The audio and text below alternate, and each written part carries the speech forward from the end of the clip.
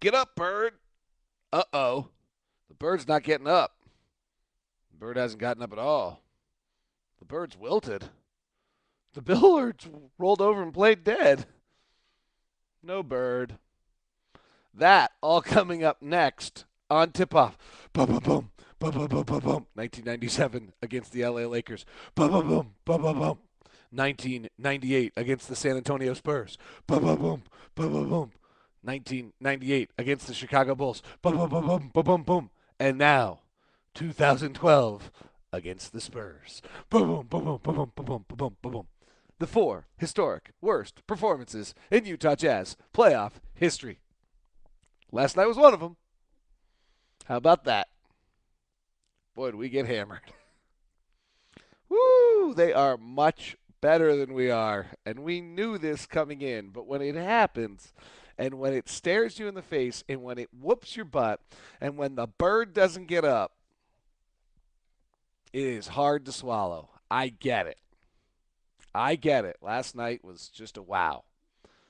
They are a lot better than we are.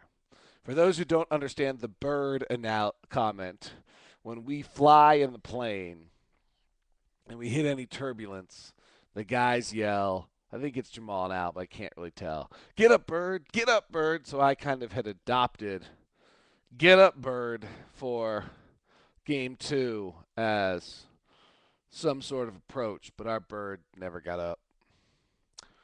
All right, let's walk through this thing in a few different levels. I know that. Hey, that sucked.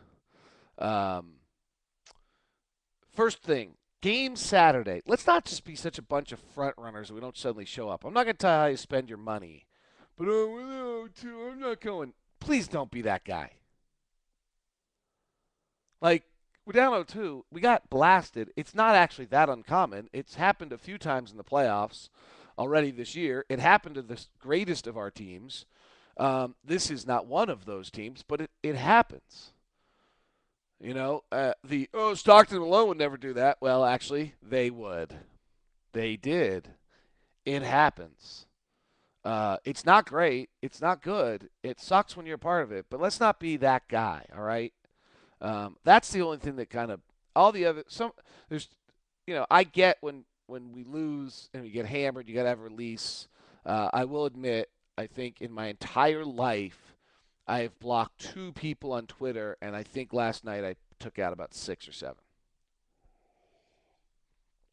You know, on the 4th tweet to me that Tyrone Corbin is a beeping moron when we're down 30, as though, come on, we're in the playoffs. He's not a beeping moron. I might not have agreed with every move he made either, but he's not a beeping moron. And moreover, it really wouldn't have made a difference. You know, last night was about the fact that there are 2 different classes of teams on the floor. And to some extent, big picture for a moment, that was the point of this series. There's no one who should have ever reasonably thought for 1 minute we were going to win this series. Now, frankly, we go win on Saturday, and a bunch of people are going to start thinking that again. The Spurs are great. I was with a friend of mine who's an assistant coach in the NBA yesterday. His wife lives in San Antonio, so they had brought their kids there for the offseason. So he works for a non-playoff team, and he and I were together yesterday, and he said to me, "You realize if it was an 82-game schedule, they would have challenged the Bulls for the best record ever." I was like, "Oh, come on." He's like, "Look at what they did. They didn't have training camp, so they didn't come out ready. They started the year about 5-5, which I think's a little off, but he's close.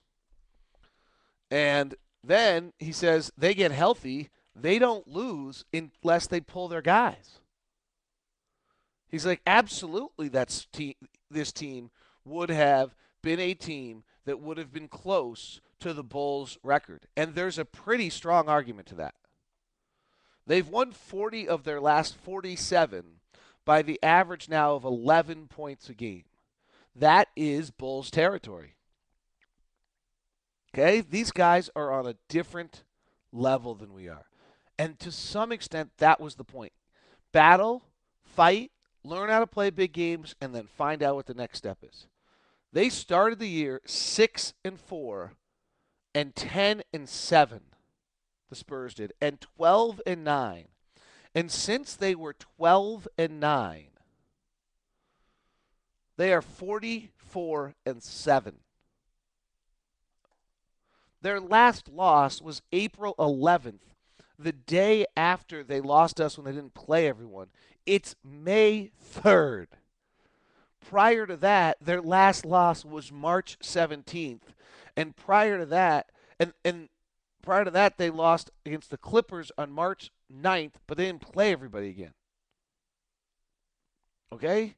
Like, these guys have lost 3 games. In the game against the Clippers, maybe they did play everybody. No, Tony Parker didn't play. All right, well, that doesn't count. These guys have lost 3 games all year with a full roster. They're better than we are. So now let's deal with some of the things that went on in this game. And that doesn't. And let me clarify. That doesn't mean we should wilt, and we wilted. That's what's disappointing about the performance. And what I think happens is like specifically with Al Jefferson, who goes to 23-1 or 1-23 in his career against Tim Duncan, and I think you have to ask the question of whether he mentally even thinks he can beat Tim Duncan. And Al had a funny quote the other day to Tony Parks about, well, I was so happy we were only down 7 at halftime. Like, what is the mentality that we have in this playoff series? And I think that this is a stark reminder of just still, how far we have to go. I'm not sure our guys think we can win. Frankly, after the little thing I just gave, I'm not sure why would they? They know the same things. And so I'm not sure we played games 1 or 2 believing we can win.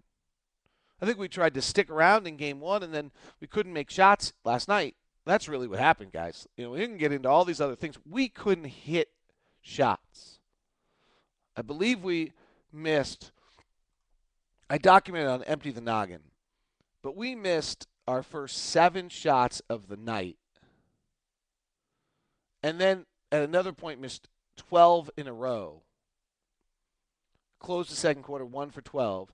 The 5-man group that started the game was a combined 5 for 24. And that's not working. That probably needs to be changed.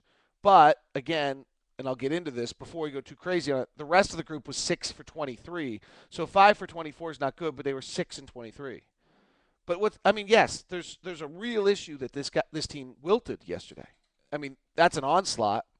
They're fabulous. They put on a clinic, but you got to fight. And the part that really bugs me is the opening of the third quarter and the re-entry of the game in the second quarter by Al. Now, here we are.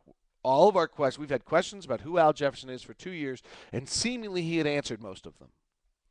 And now all of a sudden, I think it's a very fair question, and he's got to be realizing those questions are back. Is it just specifically this matchup? You have to be very careful in the playoffs to make value judgments about a player because sometimes it's a matchup issue. Jerome James looked fabulous when he played for the Supersonics against Sacramento, and Isaiah Thomas was such an idiot that he went and gave him a huge contract based on one 5-game series because one matchup worked for him.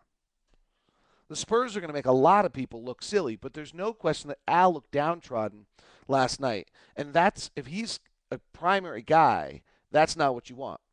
This team has to have Devin Harris play well, or it's not very good, and he hasn't played well yet. So, the offense is a major issue here. I brought it up after the first day after practice, after game 1, and everyone kind of gave me this funny look when I kept asking the question, like, well, what are you going to do to score in this series? But the Jazz offensive efficiency in game 1 was 96.8, which is their 11th worst offensive efficiency of the year, and last night they decided to take it to a new level, and it was an 87.4, and the defense was terrible also. I mean, they got just waxed.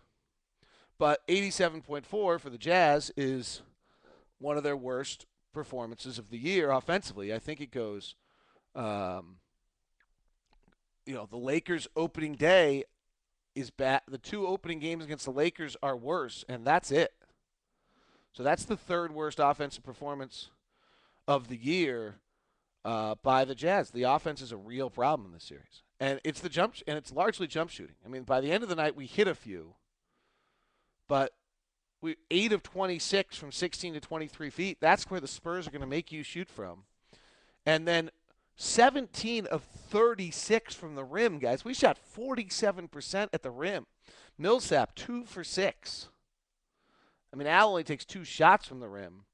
Al goes 1 of 6 from 16 to 23 feet last night. But the offense is really a huge problem. Some of the defensive adjustments actually work. Tony Parker, ended up going 1 of 5 from outside 10 feet, and the Jazz got him to shoot, 5 shots early from outside, and they didn't make them. But the offense was not good. Now, one last big picture comment, and then we'll get into some of the specific issues that people are clamoring about. I think it's probably, in the long run, a good night for the franchise. The run at the end of the year could have lulled us or lured us into believing some things that might not be true. And last night was a stark, harsh reminder of what it takes, how good you have to be, how flawless you have to be able to be the elite in the NBA, and how far away we are from the elite. But never for 1 second did we ever think we were the elite of the NBA, or should have we? So that's great in that sense that, hey, at least we just got ourselves a stunning, harsh reminder that they're a lot better than we are. But we knew that.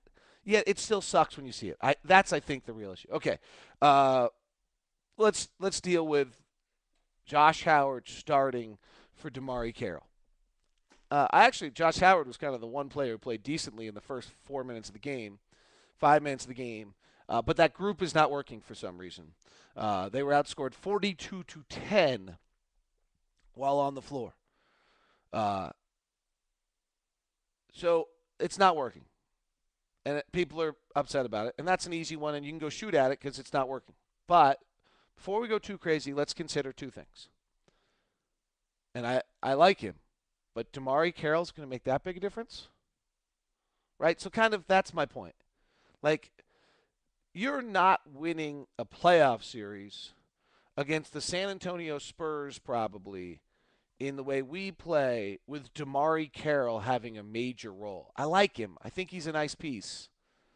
But the reality probably was, wow, we're undermanned. If we're going to try to win this series, Josh is going to have to kind of come out of nowhere and give us something. And he hasn't. He was better than most yesterday, but he hasn't.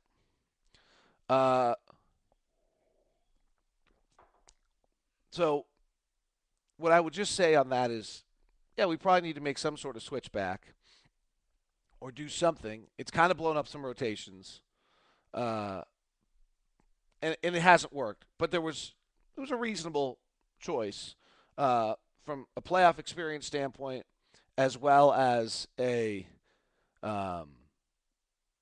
of what has to happen for us to actually steal a game in this building scenario. Josh had to be a part of that. The second thing is the big lineup. So what I would say at this point, my thesis would be that Tyrone Corbin has reasonable concerns on what would happen with the big lineup. But considering how poorly every other lineup has performed, then the big lineup probably needs to play. The concerns did manifest themselves at different times yesterday. And big picture, I think it's discouraging that the big lineup, which was so vital to us to close the season, hasn't really had a meaningful minute of this series 2 games in. Though I would point out it is worth taking a moment, Kevin Pelton pointed this out at Basketball Perspectives, and looking who the big lineup has played this year. You can go to basketballvalue.com. You can actually you can go to the Jazz team units, then you can go to the lineup and you can hit on that unit and see the 5s that were on the floor against it this year. It wasn't a lot of first team units. And it was outscored by some teams at New Orleans and one at Portland, I think, one or other, where they had the regular guys on the floor. So it's not as flawless as we've made it seem. The concerns that Tyrone Corbin has are twofold. That the way the Spurs spread the floor, and if you looked at the piece I did on my playbook piece at weareutahjazz.com/lockedonjazz, these guys stretch you all over the place where you make very little mistakes, and then on the defensive end, you're kind of helpless having to make these huge decisions. And his concern is that you've got to have huge amounts of speed on the floor to be able to cover ground and deal with their shooters. And the irony is, for most fans, what he's really dealing with is trying to stop three-point shooters. That the big lineup, he's very concerned that the Spurs will bury a bunch of threes over the top. For all of our years of we don't defend the three, we got to defend the three, that's the premise, largely defensively on that, is that Favors suddenly has to go all the way out to guard the four with Bonner and Steven Jackson on the three for Millsap, and that you just have your bigs running awfully long distances on the floor is something they don't naturally do and that they don't do well. So that's a legitimate reason. The second one is offensively how they're going to score, because Jefferson does not have an advantage on Duncan. Favors does not have an advantage on Bonner, and Millsap's not a good enough post-up player to beat Steven Jackson. So then how are you going to score? Because you can't spread the floor quite in the same fashion.